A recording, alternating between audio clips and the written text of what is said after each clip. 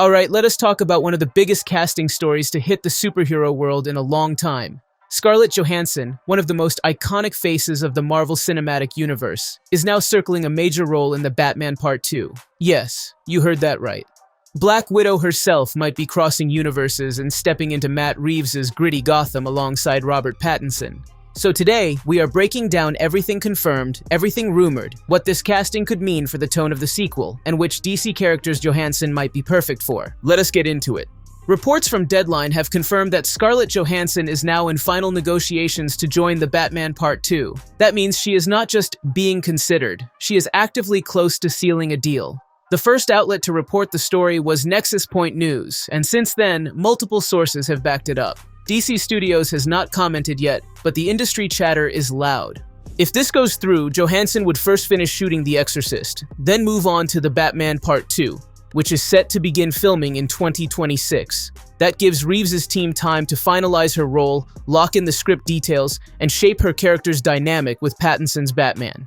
Now here is where things get even more interesting. Variety has reported that with Johansson's arrival, Zoe Kravitz's Catwoman may not appear in the sequel. That has not been confirmed by Reeves or Warner Bros., but it suggests a very different creative direction. Removing Selina Kyle, even temporarily, opens the story for a new major female presence in Bruce Wayne's world. Right now, nobody knows who Johansson is playing. The secrecy is tight, and Reeves has always protected his characters until he is ready to reveal them.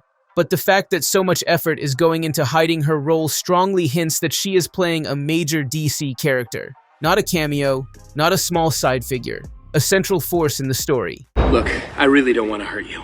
I wouldn't stress about it. Reeves has already confirmed that the cast returning for Part 2 includes Colin Farrell as Penguin, Andy Serkis as Alfred, and Jeffrey Wright as Jim Gordon. The movie will take place shortly after the events of the Penguin TV series, keeping the tone grounded, mature, and deeply psychological.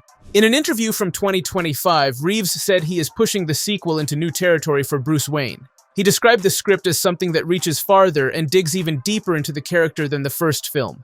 Pattinson has already read parts of the script, and Reeves said he was super excited. They even had to put the script in a locked pouch with a security code when handing it to him. That tells you exactly how much secrecy surrounds this project. So with the tone set, the returning cast confirmed, and Johansson circling the film, the big question becomes this: who could she play? Fans have already thrown out a list of potential characters. One strong candidate is Andrea Beaumont, better known as the Phantasm. She is a tragic figure with emotional ties to Bruce's past and one of the darkest love stories in Batman's lore. Another possibility is Poison Ivy, especially given the colder, winter-themed setting of the movie. Ivy could be adapted into something more grounded and ecological, fitting Reeves' aesthetic. There are also whispers about Harleen Quinzel, but that feels less likely given Reeves' realistic approach. Speaking of villains, there has been a lot of speculation about who the main antagonist will be. The winter setting has fans convinced that Mr. Freeze could be the centerpiece of the story. His tragic origin, his motivations, and his visual style match the atmospheric world Reeves built. But James Gunn has already debunked certain villain theories, including the appearance of Hush.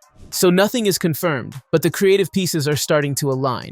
And adding Johansson to this world, whether as an ally or adversary, is a massive shift in energy for the franchise. The hell are you supposed to be?